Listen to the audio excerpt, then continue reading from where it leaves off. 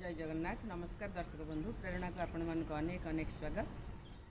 दीर्घ 16 वर्ष पर ए वर्ष सहल आसुवा मौसुमीर प्राक सूचना नहीं मोर आज कविता मौसुमी आमर लक्ष्मी।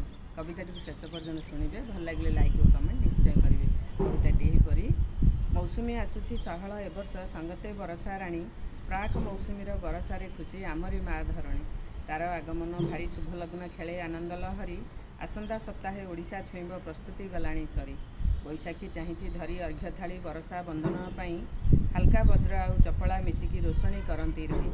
स्थावर जंगम कीट तरुलता ताहू स्वागत करी करती अर्पण धन्यवाद घेन आहे वैकुंठ बिहारी।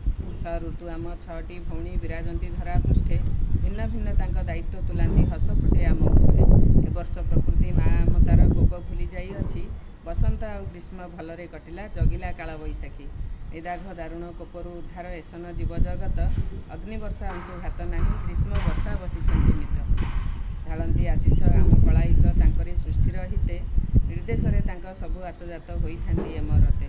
प्राक मौसुमी बरसा धारारे थंडाए वायुमंडल कृषि कार्य पई पूरा अनुकूल सज कृषकर हल।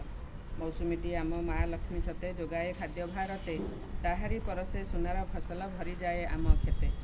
दयार सागर दया करिथांतु हेउ तांक आतजात विचित्र लीलाय मर्त्य मंडले जार नाही आदि अंत। वीडियोटी शेष पर्यटन देखि बहुत बहुत धन्यवाद।